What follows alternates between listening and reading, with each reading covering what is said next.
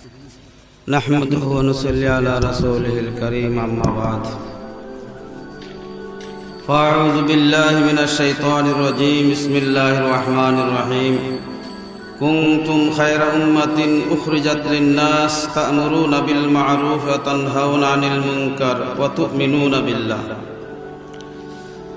وقال النبي صلى الله عليه وسلم المسلم أخو المسلم لا يظلمه ولا يسلمه أو كما قال عليه الصلاة والسلام وقال النبي صلى الله عليه وسلم إن المؤمن للمؤمن كالبنيان يشد بعضه بعضا أو كما قال عليه الصلاة والسلام চোখ আছে না নাই? চোখের কদর আমরা করতে পারতেছি না। যার চোখ নাই সে তার জিন্দগিটাই শেষ। চোখ দিয়েছেন আল্লাহ পাকের দয়া করে, চোখটারে আল্লাহর হুকুমে নবীর তরিকা মতো চোখের ব্যবহার করা। কাজেই চোখের হেফাজত অত্যন্ত গুরুত্ব। এই চোখটারে যখন দেখিলায় তার শিকারী কেউ দেখে, যতক্ষণ পর্যন্ত তারে না দেখছে, যতক্ষণ পর্যন্ত তার খায়সাত না বিটছে, ততক্ষণ পর্যন্ত অস্থির, পেরেশান, পাগল হারা হয়ে যায়। হাইরে কি দেখলাম কি না, যে কোনোভাবে আমার দেখতে। আর তো বর্তমানে মোবাইল থাকে, একটা টাচ মোবাইল, ফট করিয়া তুলে নেয়। ইবাই না পারলে ইবাই বাঘের মতো, সিংহের মতো। আজকে আমাদের চোখ হয়ে গেছে গা সিলের মতো। কের মতো? সিল আকাশে উঠে উড়ে, আর তার চোখ মুখ কোন দিকে থাকে? দৃষ্টি নিচের দিকে থাকে। কোন জায়গায় মুরগির ছাও পাওয়া যায়, কোন জায়গায় মাছ পাওয়া যায়, কোন জায়গায় কি পাওয়া, তার খাদ্য উঠতেছে উঠতেছে, আর দৃষ্টি থাকে কোন জায়গায়? নিচের দিকে। আজকে আমাদের মুসলমানদের, ইমানদারদের চোখ হয়ে গেছে সিলের চোখ। কের চোখ? সিলের চোখ। মুমিনের চোখ সিলের চোখ হইতে পারে। মুমিনের চোখ থাকবে ঈগল পাখির চোখ। কিসের? ঈগল পাখি উপরের দিকে তাকায়, নিচের দিকে তাকায় না। আর ডিগ্রি বহুত আছে। আমি পীর, চোখের হেফাজত এখনো করতে পারি না। চোখের হারাম দৃষ্টি দিবার যার অভ্যাস হয়ে গেছে, তার কোনো দিন কখনো কিয়ামত পর্যন্ত কুদৃষ্টি দিয়া তার স্বাদ কখনো পরিপূর্ণ হবে না। কুদৃষ্টি দিয়ে আমার আর লাগবে না, এই কথা কেউ বলতে পারবে না। যত কুদৃষ্টি দিবে, যত কুদৃষ্টি দিবে, তত আরো বেশি বেমার বাড়বে, আরো বেশি বেমার বাড়বে। কুদৃষ্টি মানে কি? যারারে, যে মহিলারে দেখা হারাম আল্লাহ পাকে করিয়া দিয়েছেন, নিজের বিবির দিকে তাকাইতে পারো, মেয়ের দিকে তাকাইতে পারবো, মার দিকে তাকাইতে পারবো, মেয়ের দিকে তাকাইতে পারবো। মুজাদ্দিদুল মিল্লাত হযরত মাওলানা আশরাফ আলী থানভী রাহমাতুল্লাহ চিকিৎসা স্বরূপ উম্মতের হাকিমুল উম্মত, উম্মতের রুহানি ডাক্তার, উনি বলে গেছেন, রাস্তা দিয়ে চলবাই নিম্নগামী চোখ রাখবাই, ডানে বামে সামনে পিছনে উপরে দৃষ্টি দিবাই না, দৃষ্টি একমাত্র জমিনে হাঁটতে থাকো, আর আল্লাহ কাছে সাহায্য চাইতে থাকো। আল্লাহ যেন দেখো, এক সময় আসবে আল্লাহ রাব্বুল আলামিন চোখের হেফাজত করার শক্তি আল্লাহ। চোখের হেফাজত অত্যন্ত গুরুত্বপূর্ণ। আমাদের আকাবির বুজুর্গানে দিন আল্লাহওয়ালারা, যারাই আল্লাহওয়ালা হইছেন, যাদের মাধ্যমে এক একটা জেলার কাজ করাইছে বা দেশের কাজ করাইছে, এই সমস্ত বুজুর্গ একমাত্র চোখের হেফাজতের কারণে আল্লাহ পাক এত, আল্লাহ পাকের মারিফত, আল্লাহ পাকের নৈকট্য সম্পদ আল্লাহ পাকে দান করছেন চোখের হেফাজতের দ্বারা।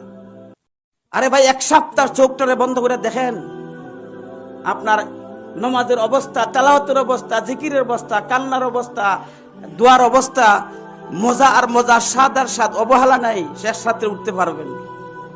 এক সপ্তাহ, এক মাস যদি প্রশিক্ষণ দেন চোখের দৃষ্টির হেফাজত করে, দেখবেন আপনার অবস্থান কোন হালতে যায়, আপনার আলিমের কোন অবস্থায় যায়, কোরআনের মধ্যে কি মজা, কোরআন তেলাওয়াতের মধ্যে কি মজা, কোরআন বুঝা, হাদিস বুঝা, দিন বুঝানোর মধ্যে যেগুলো আগে বুঝছিল না, আল্লাহ পাক এই যে চোখের হেফাজত করার কারণে আল্লাহ পাক নিজ দায়িত্বে এলেম আল্লাহ পাকে দেন, বুঝার শক্তি আল্লাহ। আপনার কথায় সমাজের মানুষ পরিবর্তন হবে, আপনাকে দেখলে মানুষ শ্রদ্ধা করবে, আপনি যেখানে দেখবেন মানুষ জড়ো হইয়া যাবে। এই জন্য আমরা নিজেরে বানাইতে চাই, বিশেষ করে উলামায়ে কেরাম। আমরা বিদায়ের পথে চোখের হেফাজত করেন ইনশাআল্লাহ। আমরা যারা আছি আমরা সবাই রাস্তায় যা চলবো, চোখের হেফাজত করব। যাদের চোখের বেমার, কুদৃষ্টি দিবার বেমার অভ্যস্ত, সেও একজন বেগানা মহিলা হারাম জিনিস দেখবার জন্য পাগল আর দেওয়ানা। যতক্ষণ পর্যন্ত না দেখছে ততক্ষণ পর্যন্ত তার ভিতরে অস্থির আর পাগল আর দেওয়ানা অশান্তি সৃষ্টি হয়ে যায়। ঠিক না বে ঠিক? যারা এই রোগী তারা বেশি বুঝে। 2 ঘন্টা 3 ঘন্টা 4 ঘন্টা ঘুরতে ঘুরতে আফসোস মেটে না।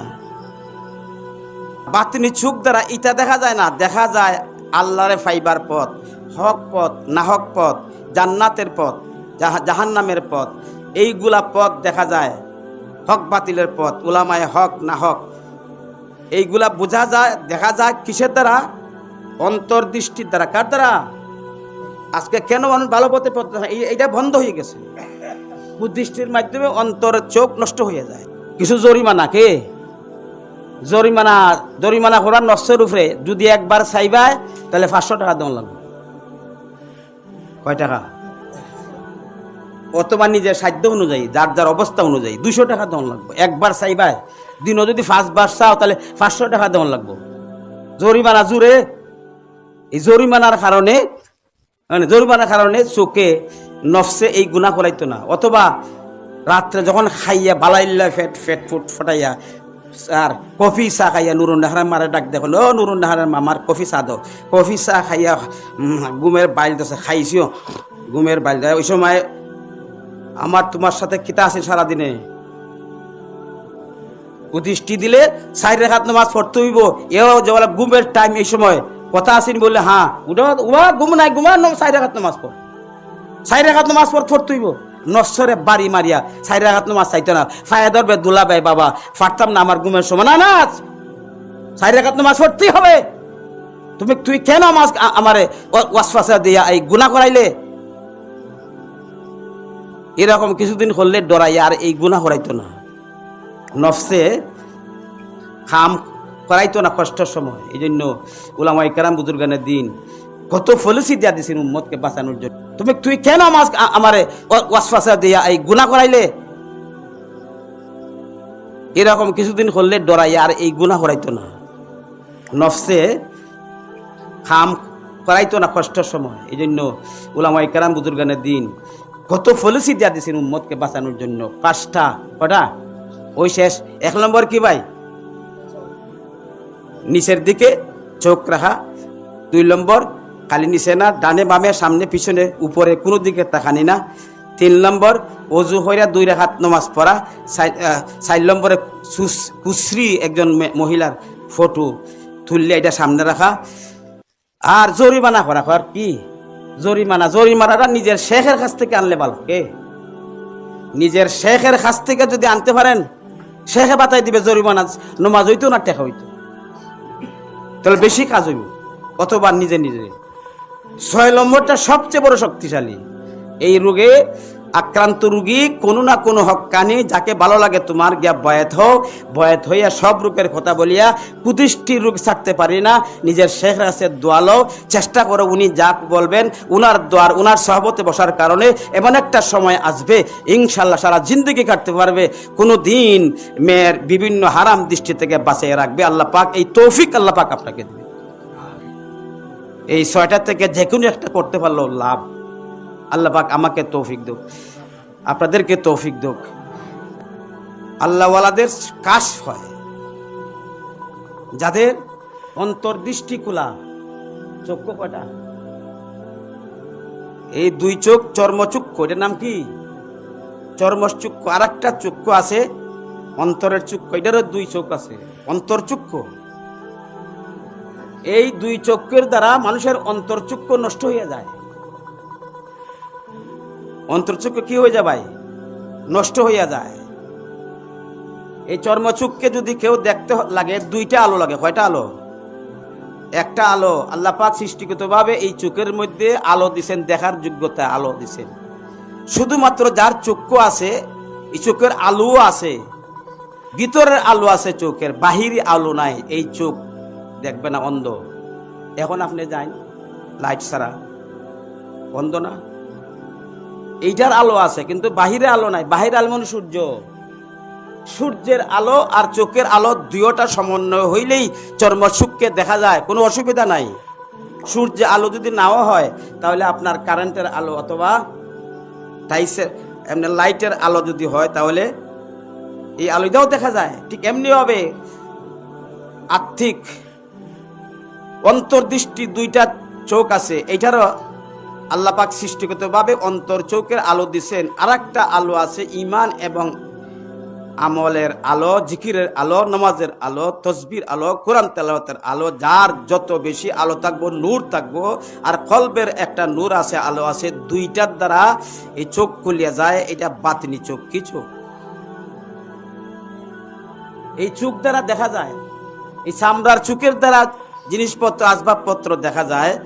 আর বাতিনি চোখ দ্বারা এটা দেখা যায় না। দেখা যায় আল্লাহরে ফাইবার পথ, হক পথ, নাহক পথ, জান্নাতের পথ, জাহান্নামের পথ।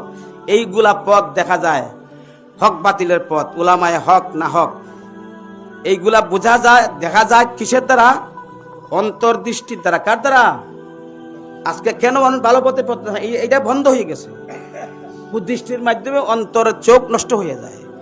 খালি মানুষের দোষ, নিজের চা খাইয়া, নিজের রুটি খাইয়া সকালবেলা উঠিয়া সারা গ্রামে খালি মানুষের দোষ বেড়াইয়া বেড়াইয়া বলতেছে। এটা মুমিন হইতে পারে, মুমিনের হাসপাতাল দেখতে পারে। এই জন্য ভাইয়ের আমার, দোষারোপকারী হইতে পারে না, নিন্দাকারী হইতে পারে না, কটুবাসী হইতে পারে না। ওয়ালাল বাজি, কটুবাসী, কথা বলতেই কড়া কথা, কড়া মিজাজ, না হোক গোসা, ফাট করে গোসা উঠতে যায় আর কড়া কড়া কথা। এটা ভালো চরিত্র না খারাপ চরিত্র? সমাজের প্রতিটি মানুষের এই চরিত্র দূর করতে হবে। সমাজে শান্তি আনতে গেলে, প্রকৃত মুমিন হইতে গেলে। মুমিন কখনো লানতকারী হইতে পারে না, মুমিন কখনো অভিশাপকারী হইতে পারে না, মুমিন কখনো কটুভাষী হইতে পারে না, মুমিন কখনো অশ্লীল বাসী হইতে পারে না। হুতু গালিগুলো, আমাদের অশ্লীল ভাষা গালিগুলো সমাজ আছে না, এগুলো আমি আলিম হইয়া এই ওয়াজের মাঠে পাওয়াটা ঠিক না। হ্যাঁ, অশ্লীল ভাষায় বৃদ্ধ যুবক মহিলা অশ্লীল ভাষায় শব্দ ব্যবহার, এটা মুমিনের গুণ হইতে পারে না।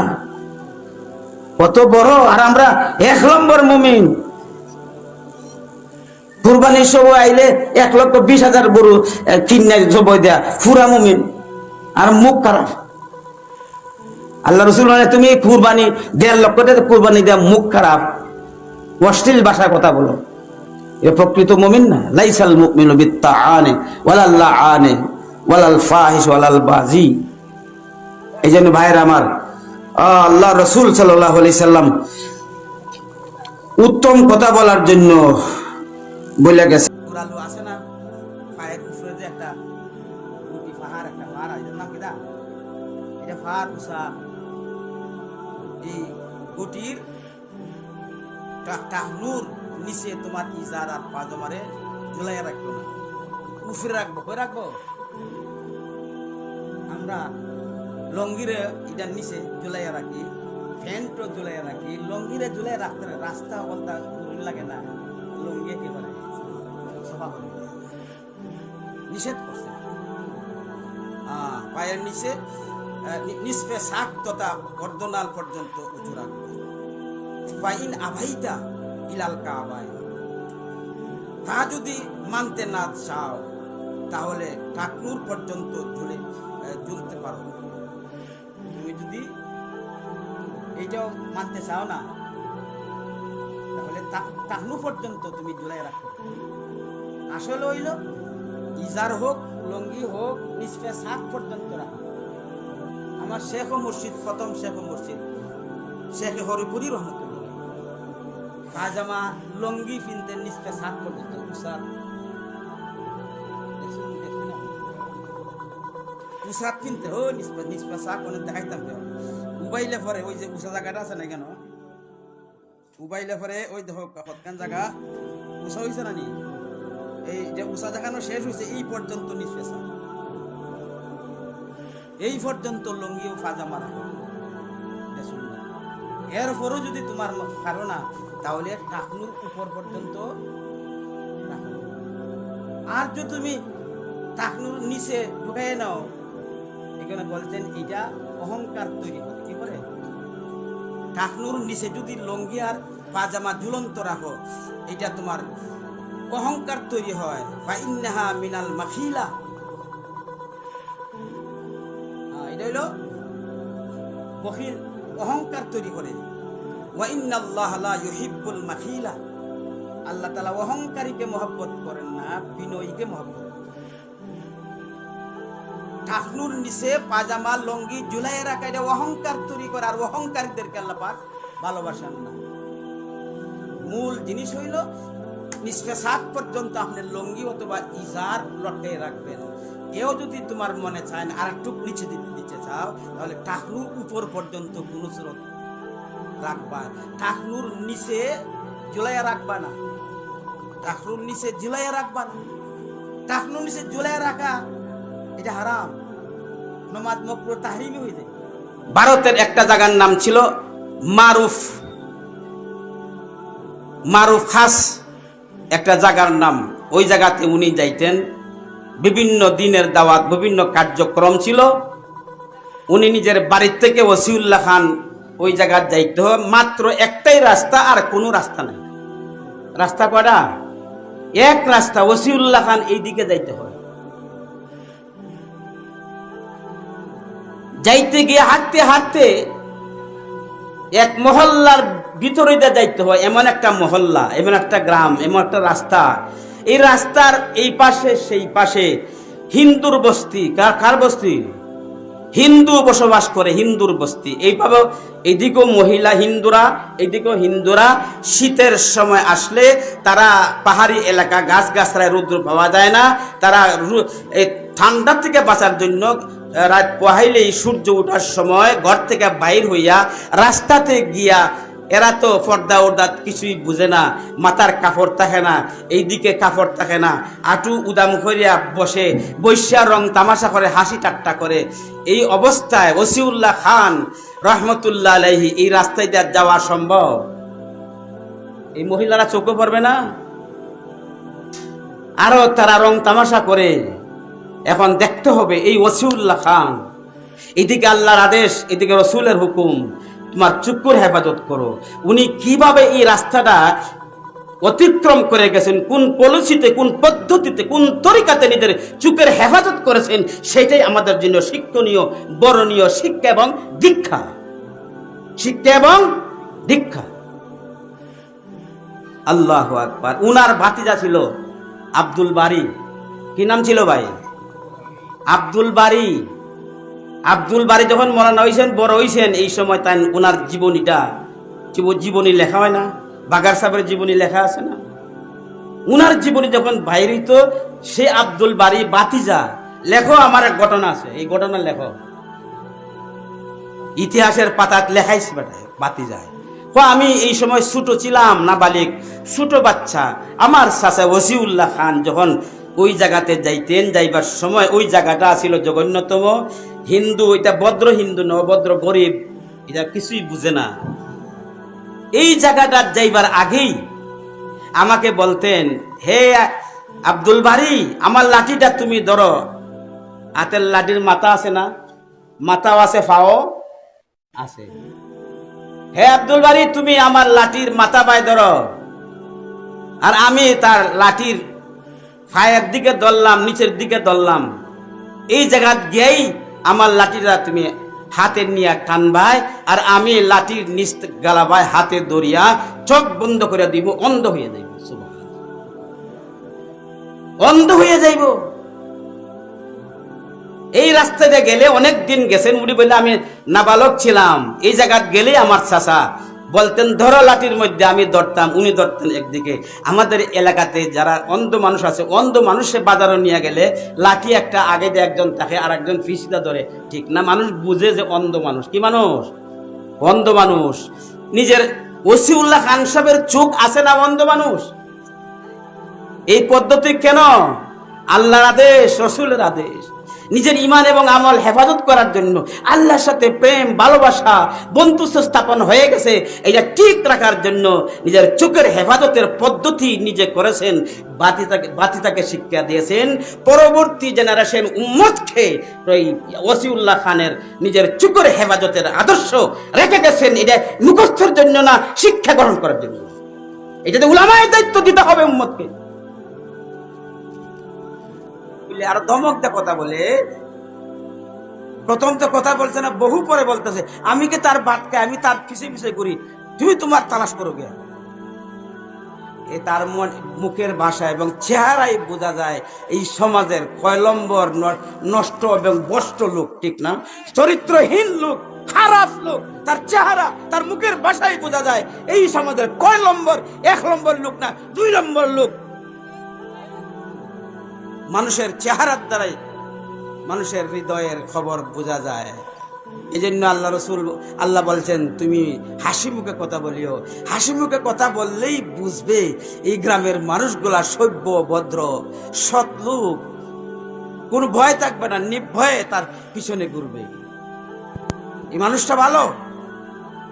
এই জন্য ভাইয়ের আমার, চেহারা মনের আয়না। চেহারা কি ভাই? মনের আয়না। আমরা হাসি মুখে থাকবো।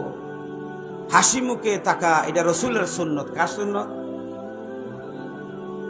হাসি মুখে রসুলের সুন্নত। আল্লাহ রসুল সদা সর্বদা সর্বক্ষণ সব সময় মুখে হাসি দিয়ে চলতেন। সুবহানাল্লাহ। আমি যদি মুহাম্মদুর রাসূলুল্লাহ সাল্লাল্লাহু আলাইহি ওয়াসাল্লাম উম্মত হয়ে থাকি, তাহলে আমার জীবনও, আমার মুখের মধ্যেও হাসি থাকতে হবে। লোভ নামে বেমার দূর করনেওয়ালা, দ্বীনি জ্ঞানে লোভ দূর না করা পর্যন্ত যতই আপনি শিক্ষিত হন, দেশের বিদেশি ব্যারিস্টার ল পাস করে আইয়া দেশের উন্নত মানের রাষ্ট্রের দায়িত্ব হাতে নেন, লোভ দূর করতে পারছেন না, সে সব সময় রাষ্ট্রের টাকা পয়সা আত্মসাৎ করবে। আল্লাহ রসুল সদা সর্বদা মানুষের সাথে সাক্ষাৎ করতে গিয়া মুস্কি হাসি দিয়ে কথা বলতেন। আমাদের জীবন, আমাদের চেহারা, আমাদের মুখের মধ্যে যেন ছোট হই, বড় হই, মেয়ে হই, পুরুষ হই, আলেম হয়, গরে আলেম, শিক্ষিত অশিক্ষিত, কোটিপতি এবং ফকির, সকলের মুখে হাসি মুখে থাকার দরকার না? দরকার না? চেহারা মনের আয়না। চেহারা কি ভাই? মনের আয়না। আমরা হাসি মুখে থাকবো। হাসি মুখে থাকা এটা রসুলের সুন্নত। কার সুন্নত? হাসি মুখে রসুলের সুন্নত। আল্লাহ রসুল সদা সর্বদা সর্বক্ষণ সব সময় মুখে হাসি দিয়ে চলতেন। সুবহানাল্লাহ। আমি যদি মুহাম্মদুর রাসূলুল্লাহ সাল্লাল্লাহু আলাইহি ওয়াসাল্লাম উম্মত হয়ে থাকি, তাহলে আমার জীবনও, আমার মুখের মধ্যেও হাসি থাকতে হবে। কারণ আমার নবী, বিশ্বনবী মুহাম্মদুর রাসূলুল্লাহ সাল্লাল্লাহু আলাইহি চেহারার মধ্যে মুস্কি হাসি দিতেন, মুস্কি হাসি দিয়ে কথা বলতেন, মানুষের সাথে কথা বলতেন, বিদায় দিতেন মুস্কি হাসি দিয়া। তাহলে আমারও এই চরিত্র হতে হবে। কারণ লাকাদ কানা লাকুম ফি রাসূলিল্লাহি উসওয়াতুন হাসানা। আল্লাহ রসুল আমাদের আদর্শ। এই জন্য আমরা যদি রসুলের উম্মত হয়ে থাকি, তাহলে আল্লাহ রসুল সদা সর্বদা মানুষের সাথে সাক্ষাৎ করতে গিয়া মুস্কি হাসি দিয়ে কথা বলতেন। আমাদের জীবন, আমাদের চেহারা, আমাদের মুখের মধ্যে যেন ছোট হই, বড় হই, মেয়ে হই, পুরুষ হই, আলেম হয়, গরে আলেম, শিক্ষিত অশিক্ষিত, কোটিপতি এবং ফকির, সকলের মুখে হাসি মুখে থাকার দরকার না? দরকার না? আজকে হাসি মুখে থাকার সুন্নত আজকে বিদায়। এই জন্যই সমাজে যত বিশৃঙ্খলা, যত অশান্তি, যত অরাজকতা, যত সন্ত্রাসী, হামলা মামলা, অপরাধ, সবকিছুর সামাজিক রীতিনীতি, মূল নীতি বাদ দেওয়ার কারণে সমাজের এই অবস্থা। এই জন্য আল্লাহ কুকুরের বেলায় যদি কোনো জায়গাতে কোনো মৃত পশু পায়, সে চিল্লায় না, কোনো কিছু করে না, না চিল্লাইয়া ঠান্ডা মাথায় ধীরে স্থিরে আরো কোনো কুকুর কি আয় কি না দেখা রাখে, সে নিজে একা খাইতে চায়। আরো যদি কোনো কুকুর আসে, কুকুরকে দৌড়াইয়া লইয়া যায়। যদি শকুন আসে, শকুনকে পর্যন্ত দৌড়াইয়া লইয়া যায়। না শকুন আইতে পারে, না অন্যান্য কুকুর আইতে পারে, সে একা একা নিজেই খায়, সে রক্ত খায়, গুস্ত খায়, পেট ভরে গেছে। এরপরও এটা মরা গরুটা, মরা ছাগলটা থইয়া বাড়িতে যায় না, নিজে একা খাইতে চায়, স্বজাতিকে খাওয়াইতে চায় না। সে একা খাইতে চায়, যেন কেউ না আসে। পেট ভরে গেল, কেউ যেন তার কাছে না আসে, আমি একাই খাইব। বুঝাইছি? এটা দুনিয়াদার মানুষেরও এই স্বভাব। সে শুধুমাত্র একা খাইতে চায়, একা অর্থ উপার্জন করতে চায়। আমার বড় যেন গ্রামে আর কেউ অর্থশালী বিত্তশালী কেউ না হইতে পারে। আমার প্রভাব, আমার হুকুমত যেন আমারই চলে, আমি যেন সম্পদশালী হই। দুনিয়াদার কুকুরেরও এই স্বভাব। দুনিয়াদার মানুষের, দুনিয়া লুবি, সম্পদ লুবি মানুষের কুকুরের স্বভাব তার জীবনের মধ্যে পাওয়া যায়। এগুলা ভালো স্বভাব না খারাপ স্বভাব? কুকুরের স্বভাব নিয়ে জান্নাতে যাওয়া যাবে? দাঁড়িয়ে অনেক বাধা দেয়।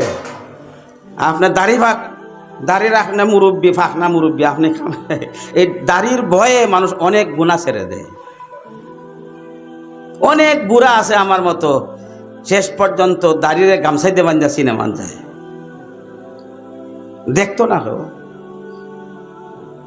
কুকুর অল্প তুষ্টি, সামান্য বাদ দিলে মালিকে দেওক না দেওক, সামান্য কয়েকটা খাটা খাইয়েই সন্তুষ্ট হয়ে থাকে। এটা অল্প তুষ্টি হয়ে যায়। এটা অল্প তুষ্ট ও ধৈর্যশীল বন্দাদের আলামত। সুবহানাল্লাহ।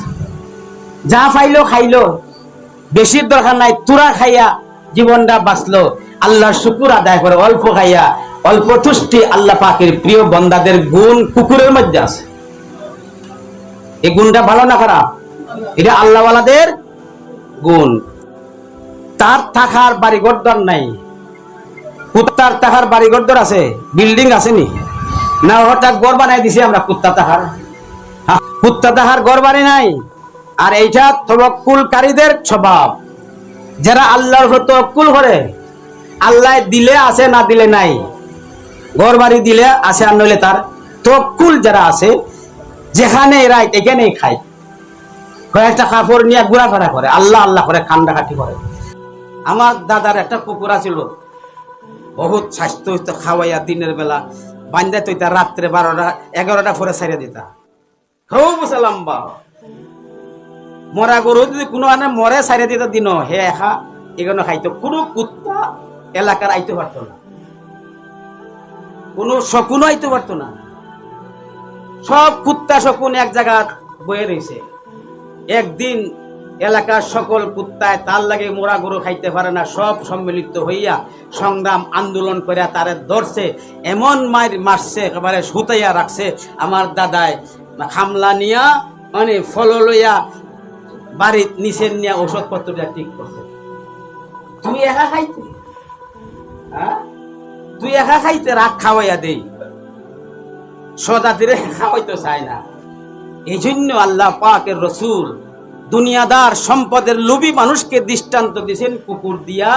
দুনিয়াদার লোভী, সম্পদের লোভী মানুষ, সেও চায় আমি একা খাবো, আর যেন কেউ খায় না, আমি একা খাইবো। যারা আসতে চায়, খাইতে চায়, তাদেরকে প্রতিহত করে গালি দিয়ে, অস্ত্র দিয়ে, তার গুন্ডা বাহিনী দিয়ে সে যেন একলাই এই গাঙ্গের ফাতর আর বালু খাইতে পারে।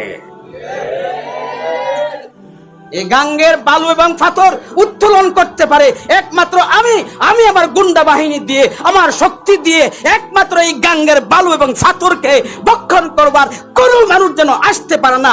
No Awami League, no BNP. এই বছর মাঠে আলোচনা হবে। আর কত বসে থাকবো? বসার আর সময় নাই। যদিও আমি কোন রাজনৈতিক করি না, প্রত্যেকটি রাজনৈতিক আন্তরিকভাবে মহব্বত করি। যারাই আমাকে ডাকে তাদের এখানে গিয়ে আমি যাই, সহযোগিতা করি, বক্তব্য দেই, নসিহত। 4 নম্বর গুণ, মালিক যদি তারে মারে, মালিককে ছেড়ে চলে যায় না।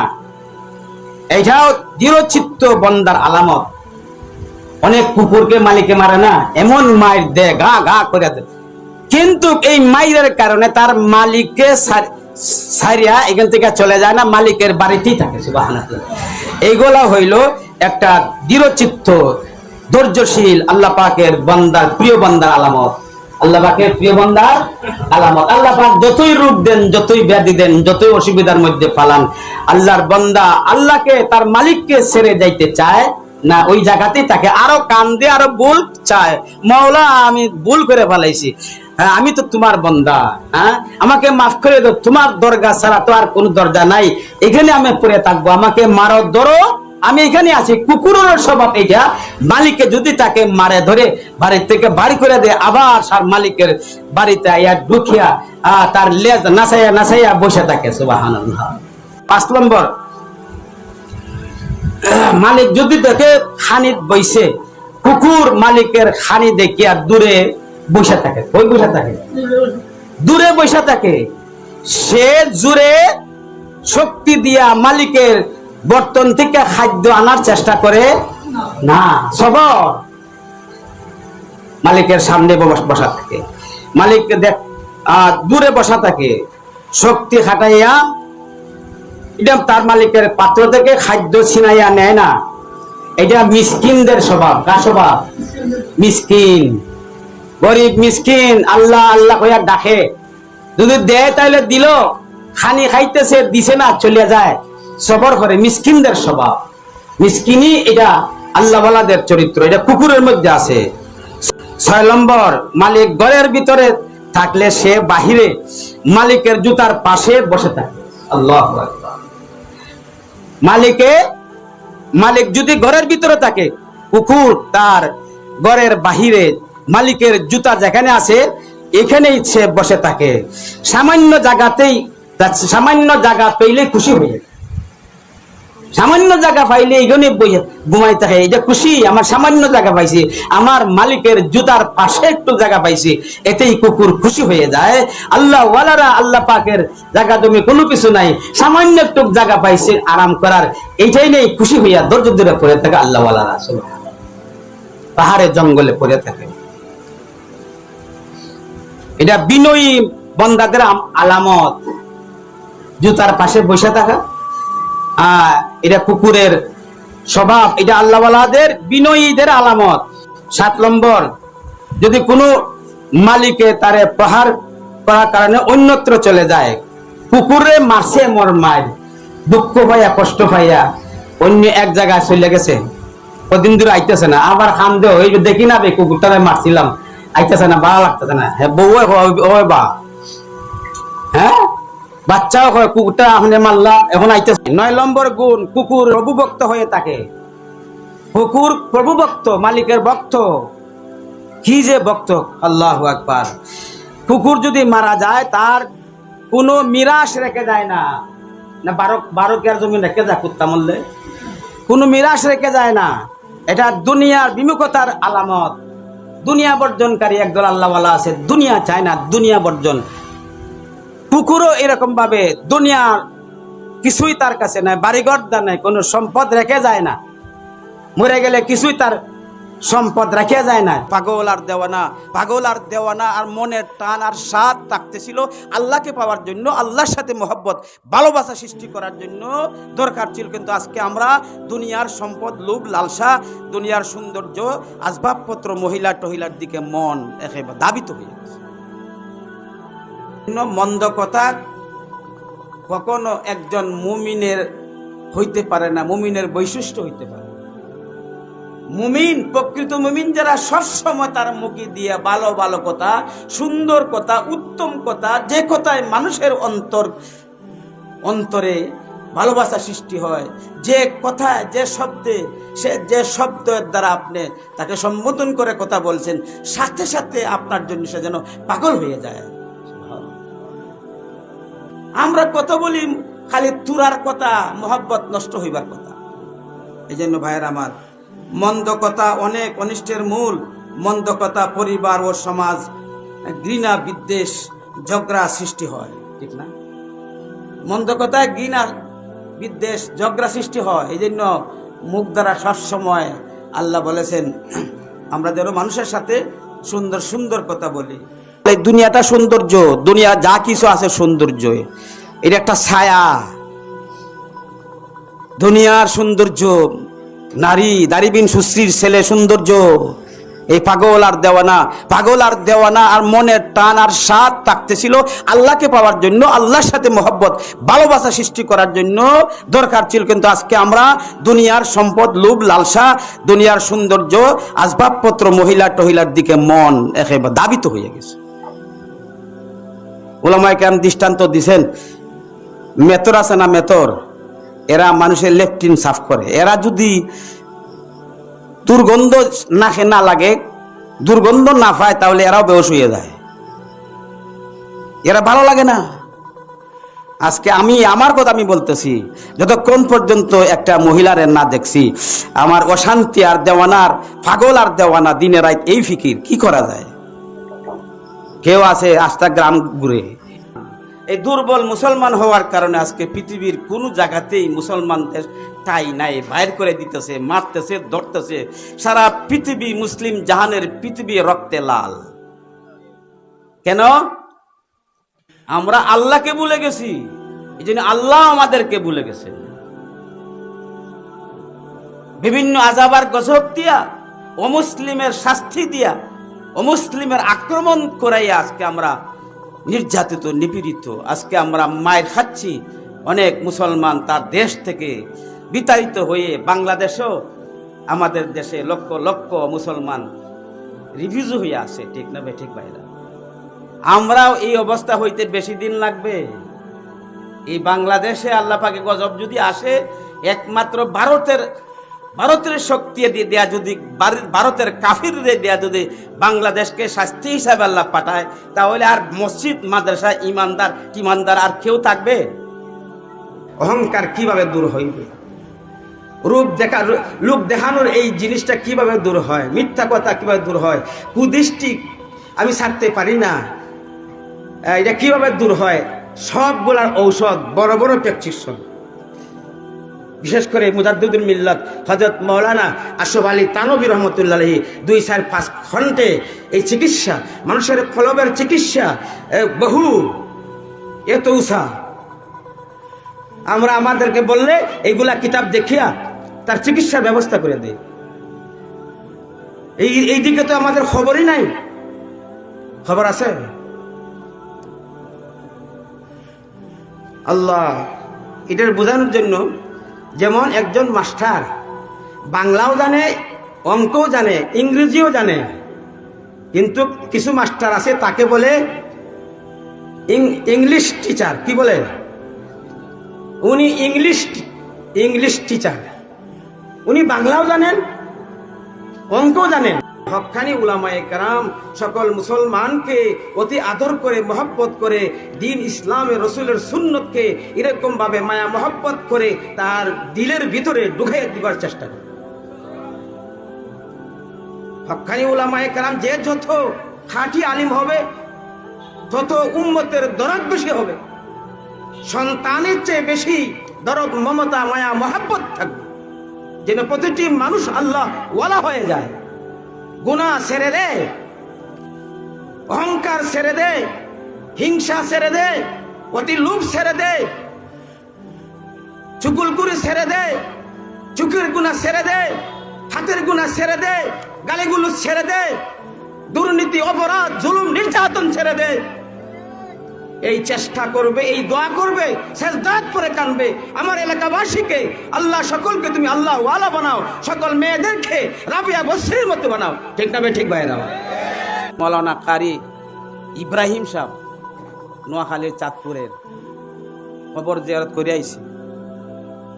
বাক্কা আগে গেছিলাম।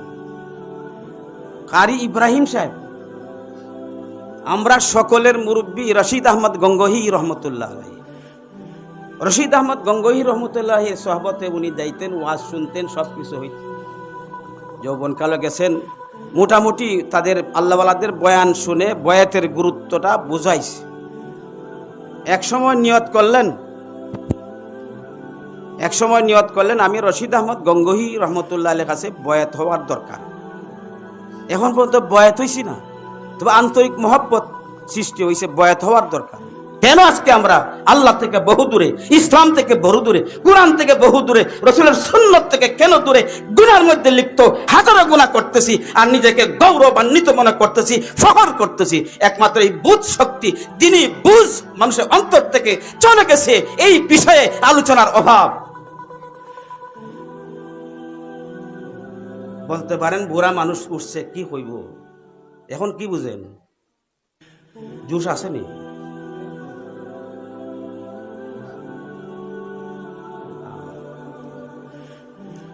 কাছে ভাইরা আমার, মানুষের নূর ইবাদতের নূর নষ্ট করে শয়তান এবং নফস। বিভিন্ন গুনাহ করে আপনার আমার ঈমান এবং আমলের দুর্বলতা, ঈমান এবং আমলের মধ্যে দুর্বলতা সৃষ্টি করে। শারীরিক দুর্বলতা হইলে না দুনিয়ার কাজ করতে পারবে, না পরকালের কাজ করতে পারবে, না আল্লাহর হুকুম পালন করতে পারবে। কারণ শারীরিক দুর্বলতা নিজে একা উঠতে পারে না, আর একজনে দৌড়িয়ে উঠাইতে হয়, প্রস্রাব পায়খানা করাইতে হয়। ঠিক এমনি ভাবে আপনি আমার ঈমান বিভিন্ন গুনাহের কারণে ঈমান দুর্বল হয়ে যায়, তখন আর আল্লাহ পাকের এবং আল্লাহ রসুলের সুন্নত, আল্লাহ পাকের আদেশ পালন করা তার জন্য কোনো শক্তি থাকে না। এই জন্য আজকে মুসলমান এই অবস্থা, ঈমানি দুর্বলতা।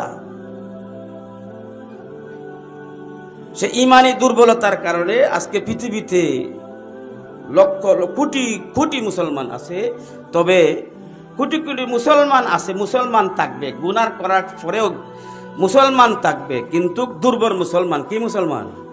মুমিন মুসলমানদের জন্য ধন সম্পদ, টাকা পয়সা হেফাজত করা অত্যাবশ্যক জরুরি। এর চেয়ে বেশি জরুরি হইল আপনি আমার ঈমান হেফাজত করা, ঠিক না? ঈমান বাড়ে কমে, ঈমান নষ্ট হয়ে যাইতেছে। যে ঈমান ছাড়া আখিরাতের নাজাত পাওয়া যাইবে না, যে ঈমান ছাড়া দুনিয়াতেও সফলতা অর্জন করা যাইবে না, এত বড় সম্পদ নিয়ামত আপনি আমাকে দান করছেন। কাজে আপনার আমার উপর, ঈমানদার মুমিন মুসলমানদের উপর দায়িত্ব, সম্পদ হেফাজতের দায়িত্ব আমার উপর, ঈমান হেফাজতের দায়িত্ব আমার উপর। ঈমানও হেফাজত করতে হবে। দুনিয়ার সবকিছু হেফাজত করি, ঈমান সম্পর্কে, ঈমান হেফাজত করা সম্পর্কে আমার কোনো চিন্তা নাই। সবচেয়ে গুরুত্বপূর্ণ কাজ হইল ঈমান হেফাজত মুসলমানদের। এই ঈমান এবং আমল,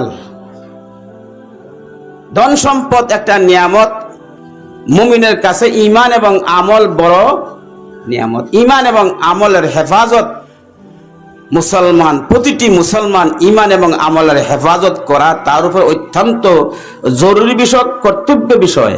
আল্লাহ আমরা সকলকে কোনো না কোনো আল্লাহ ওয়ালার, খাঁটি আল্লাহ ওয়ালার সহবতে থাকার তৌফিক দাও। আল্লাহ এই ওয়াজকে উদ্দেশ্য করে এলাকার জিন্দা মুর্দা সবাইকে মাফ করে দাও। আল্লাহ আমাদেরকে দলাদলি ফিতনা ফাসাদ থেকে তুমি হেফাজত ফরমাও, এই দেশকে তুমি হেফাজত ফরমাও। আল্লাহ জাবেরের আব্বাও নাই, আয়া দাদা দাদিও নাই, চাচা আছেন অসুস্থ। ইয়া আল্লাহ আরো আশেপাশের এই এলাকার, আল্লাহ দক্ষিণ সুরমার, সারা বাংলাদেশে, সারা পৃথিবীর যত জিন্দা মুর্দা আছেন সকলকে তুমি কবুল করো। আজকের এই আলোচনার সবটুকু জনাবে রাসূলুল্লাহ সাল্লাল্লাহু আলাইহি সাল্লামের রওজাতুল পৌঁছে দাও। এলাকার জিন্দা মুর্দা সবার আমলনামাতে পৌঁছে দাও। শেষবারের মতো আল্লাহ আরেকজন আলেম, নতুন আলেম, নজওয়ান আলেম আইছেন, আল্লাহ ওনাকেও আলোচনা করার তৌফিক দাও এবং আমরা সকলকে বসে থাকার তৌফিক দান করে দাও। আমাদের পক্ষ থেকে লাখো লাখো দুরুদ ও সালাম তাজদারে মদিনার কাছে রোজা আথর হাদিয়া স্বরূপ পৌঁছে দাও। আল্লাহ আমার মাহমুদ মানসুরকে তুমি মাফ করে দাও। আল্লাহ আমার মাহমুদ মানসুরকে তুমি মাফ করে দাও। নাজাতের উসিলা বানিয়ে দাও, নাজাতের উসিলা বানিয়ে দাও। আল্লাহ তার মাও এখন পর্যন্ত খাদ্যে, পরশু দিন 4 ঘন্টা বেহুশ ছিল খামতে খামতে। আমি বিশাল বিপদে আছি, কষ্টের মধ্যে। আল্লাহ শান্তি দান করে দাও। আল্লাহ প্রতিটি মাদ্রাসাকে তুমি কবুল করো। আল্লাহ এই দেশের স্কুল কলেজ, এই দেশের আল্লাহ রাস্তাঘাট উন্নয়ন সবকিছু তোমার কুদরতি গাইবী কাজে সাহায্য করো। আল্লাহ এই দেশকে, মুসলিম দেশকে, আউলিয়াদের দেশকে ইহুদি খ্রিস্টানদের জঙ্গল থেকে হেফাজত ফরমাও। আল্লাহ যারা এই ষড়যন্ত্র করে এই দেশ থেকে ইসলাম আর আজান আর মসজিদকে দূর করার জন্য বিভিন্ন কলা কৌশল ফরসে ফাটিয়ে রাখছে, তুমি হেফাজত করবো। আমরা তো দেশের অনেক কিছু স্বপ্নে দেখি, আল্লাহ তোমার কাছে হেফাজত করার তৌফিক তুমি নিজ দায়িত্বে হেফাজত করো, নিজ দায়িত্বে হেফাজত করো, আল্লাহ নিজ দায়িত্বে হেফাজত করো। আল্লাহ আমরা সকলকে তোমার ওলি বানিয়ে দাও। আল্লাহ এই মাহফিল থেকে বাইর হইবার আগে আগে আল্লাহ তুমি ঘোষণা করিয়া দিও, যাও তোমরা মাফ করিয়া দিলাম, তোমরা তো মাফ করলাম, তোমরা মা বাপ আত্মীয় স্বজন পাড়া প্রতিবেশী নিকটবর্তী দূরবর্তী সকলকে মাফ করে দিলাম। আল্লাহ প্রতি বছর আন্তরিকভাবে ঐক্যভাবে এই মাহফিল করার তৌফিক দাও।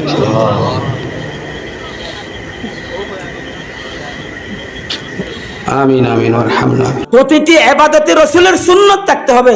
প্রতিটি ইবাদতে রাসূলের সুন্নাত থাকলে আপনার সকল ইবাদত আল্লাহ পাক গ্রহণ করবে। সুন্নাত ছাড়া ইবাদত নাই, সুন্নাত ছেড়ে দিলে আল্লাহর কাছে ইবাদত গ্রহণ হয় না। আল্লাহ রাসূলের সুন্নাতের এত দাম আল্লাহ পাকের কাছে। এই জন্য যখনই ইবাদত বন্দেগী করে আল্লাহর সাথে সম্পর্ক স্থাপন হয়ে যায়, মজবুত সম্পর্ক হয়ে যায়। আল্লাহ বন্দার জন্য দেওয়ানা, পাগল, বন্দাও পাগল। সে বলে আমার ভালো লাগে না, আমি আর থাকতে চাই না, আমি তোমার সাথে সাক্ষাৎ করতে চাই। আর কতদিন থাকবো মৌলা, আর কতদিন থাকবো মৌলা? গুনার সয়লাভ বন্যা, হাঁটতে পারি না, চোখ খুলে হাঁটতে পারি না, চতুর্দিকে খালি গুনার গুনাহ, আর থাকা আমার জন্য কষ্ট হয়ে যায়। মৌলা তোমার সাথে সাক্ষাৎ করায় নাও, আল্লাহ আমার সাথে সাক্ষাৎ করায় নাও। অনেক হাজারো লাখো বন্দারা আল্লাহর কাছে কাঁদতেছে, এই সমাজে আর থাকতে চাই না, তুমি দয়া করে আমাকে তোমার কুলে নিয়ে নাও। অনেক মানুষ কাঁদতেছে বর্তমান পরিস্থিতি সামনে রেখে, ঠিক না বে ঠিক ভাইরা আমার? এই সম্পর্ক বাড়ে আল্লাহর ইবাদতের দ্বারা, কান্নাকাটির দ্বারা, ইখলাসের সহিত ইবাদতের দ্বারা সম্পর্ক বাড়ে। যত ইবাদত বেশি বাড়বে তত সম্পর্ক বাড়বে। এমন একটা পর্যায়ে আসবে মজবুত সম্পর্ক, আল্লাহ পাক খুশি হইয়া এই বন্দাকে নিজের আশ্রয় নিয়ে যাবেন। সে আর জাহান্নামে যাবে না, জান্নাতের পথে এবার চলবে। গুনাহ করলে সম্পর্ক ছিন্ন হয়ে যায়, ঠিক না? আমরাই দেখছি এলাকার একজনে আরেকজন যদি ভালোবাসা লাগে, বন্ধুত্ব থাকে, দুস্থ থাকে, তাহলে এক পাঞ্জাবি বানায়, এক টকি বানায়, এক জুতা পরিধান করে, যেখানেই যায় বন্ধুর সাথে থাকে। আসরের পরে ফটালপুর বাজারে চা খাইবার জন্য হোটেলে আসে, মসজিদও একসাথে যায়, আজান পড়লে একসাথে একজন আর একজন জন্য দাঁড়াইয়া থাকে, একসাথে মসজিদে যাইব। ওই তো আমার বিয়াইয়ে বই দিয়েছেন আমার সাথে আইবার লাগে, রড সিমেন্টের বিয়াই। আল্লাহ পাক রব্বুল আলামিনের বান্দারা যদি গুনাহ না করত, আল্লাহর সাহাবতে থাকতো, আল্লাহর সান্নিধ্যে থাকতো, আল্লাহর কথা মতো চলতো, গুনাহ করতো না, নাফরমানি করতো না, চোখের পানি পালাইতো, গুনাহ হয়ে গেলে সালাতুত তওবা করে আল্লাহর কাছে মাপ চাইতো, কান্নাকাটি করতো, আহাজারি করতো, তাহলে কোনোদিন শয়তান আর নস ডাকাইতে আল্লাহর হাত থেকে সেই গুনাহগার বান্দাদেরকে নিমার মতো কোনো শক্তি কারো নাই। চিল্লাটিটা হইছে না, আমি এত জোরে চিল্লাইলাম, বলেন এইটা হইলেই হয়, এইটাই ওয়াজ। আল্লাহ তুমি সকলকে হেফাজত করো।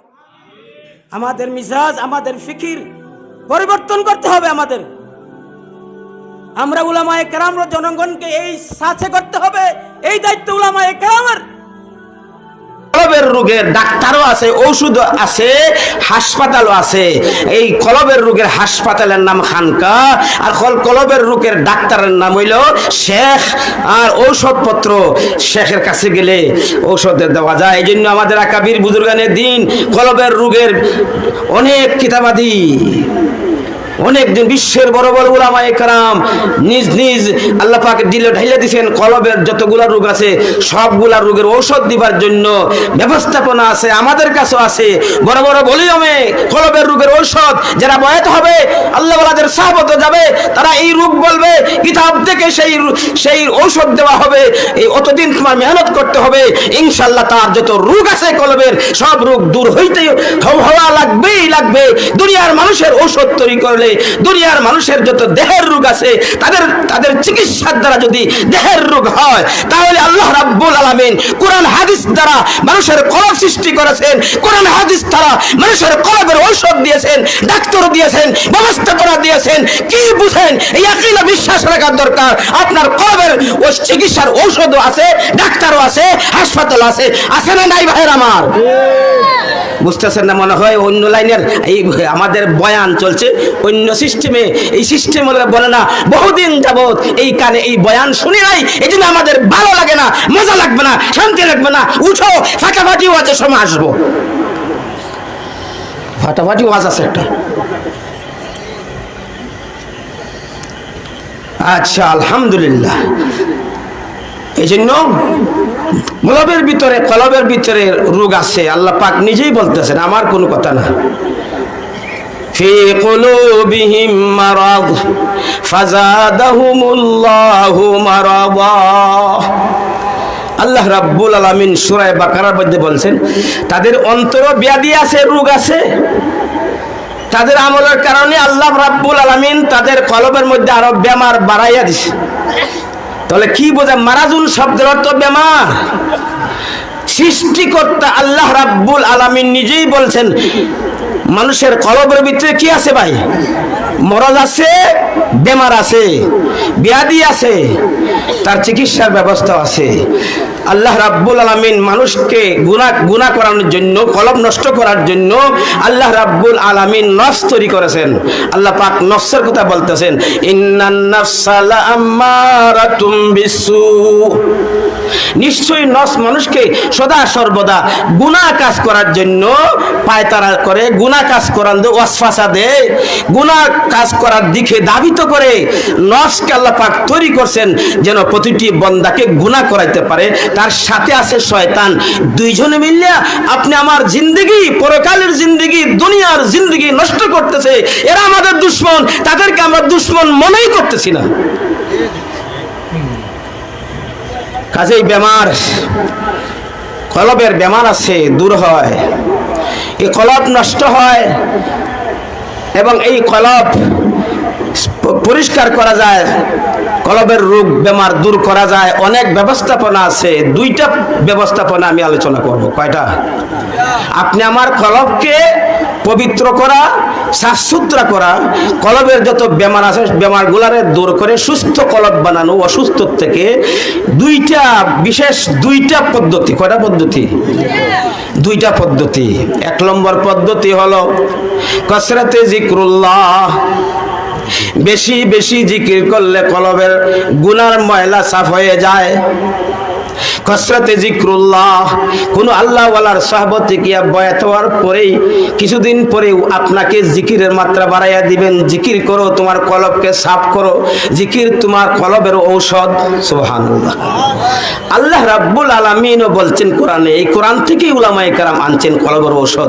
ইয়া আইয়ুহাল্লাযীনা আমানু যিকুরুল্লাহ যিকরান কাসীরা। হে ঈমানদাররা, তোমরা যারা ঈমান আনছো, তোমরা বেশি বেশি করে আল্লাহ পাকের জিকির করো। সুবহানাল্লাহ। বেশি বেশি করে জিকির করো। আলা বিযিকরিল্লাহি তাতমাইন্নুল কুলুব। তোমরা জেনে রাখো, জিকিরের মাধ্যমে কলবের শান্তি আসে। কলবের শান্তি আসে কি? জিকিরের মাধ্যমে গুনার ময়লা দূর হয়, তখন এই কলবটা শান্তি হয়, কলবটা সুস্থ হয়, তখন এই কলবের মধ্যে শান্তি পাওয়া যায়। তাহলে একটা হলো কসরতে জিক্রুল্লাহ, বেশি বেশি আল্লাহ পাকের জিকির। বর্তমানে জিকির উঠেই গেছে। আগে আমাদের মুরব্বীরা কোনো আল্লাহ ওয়ালার কাছে বয়াত হওয়ার পরে শেষ রাত্রে ঘরের মুরব্বী জিকির করতেন। শেষ রাত্রে কানতেন। আমার মতো মুরব্বী যারা আছেন আপনারা, হ্যাঁ, যদি কোনো মা বাপ, দাদা যারা আসলা, তারা শেষ রাত্রে কান্না, শেষ রাত্রের জিকির, এইগুলা জিকির উঠে গেছে। আমরাও শিখছি। আমার দাদা বাবারা, আমাদের পাড়াপড়শির মুরব্বীরা শেষ রাত্রে জিকির করতেন। বড় বড় আউলিয়া কেরামের সাথে বয়াত ছিলেন। এই জন্য ভাইরা আমার, আপনি আমার কলব পবিত্র করা, কলবের রোগ দূর করার প্রধানতম ঔষধ হলো কি, হাতিয়ার হলো কি, পদ্ধতি হলো কসরতে জিকির, বেশি বেশি জিকির করো। সুবহানাল্লাহ। আল্লাহ ওয়ালাদের পাশে গেলে জিকিরের সবক দেন। জিকির করতে করতে করতে করতে এমন একটা সময় আসে, দেন তুমি পাসান ফাঁসের জিকির করো। কি করো? প্রতিটি শ্বাসে শ্বাসে জিকির, জিকরান কাসীরা, এমন একটা পর্যায়ে আসে প্রতিটি শ্বাসে শ্বাসে জিকির। কলব নষ্ট, জবান নষ্ট, কলব নষ্ট, ব্রেইন নষ্ট, কলব নষ্ট, হাত নষ্ট, কলব নষ্ট, পাও নষ্ট, কলব নষ্ট, ফিকির নষ্ট। ঠিক না? ঠিক ভাইরা আমার, কলব নষ্ট, নামাজ নষ্ট, কলব নষ্ট, তেলাওয়াত নষ্ট, কলব নষ্ট, সাদকা নষ্ট, কলব নষ্ট, কুরআন তেলাওয়াত নষ্ট, কলব নষ্ট, হজ নষ্ট, কলব নষ্ট, যাকাত নষ্ট, যাকাত এগুলা সব কিছু দিল নষ্ট। এই জন্য সব আমাল আপনার নষ্ট। কলব সুস্থ, সব আমাল সুস্থ। কলব নষ্ট, অসুস্থ, সকল আমাল অসুস্থ। সকল আমলে রিয়া থাকবে, লোক দেখানো থাকবে, আল্লাহ সন্তুষ্টি থাকবে না, মানুষ যেন সন্তুষ্ট হয়। রোগ অন্তর নিয়ে ওয়াজ করা,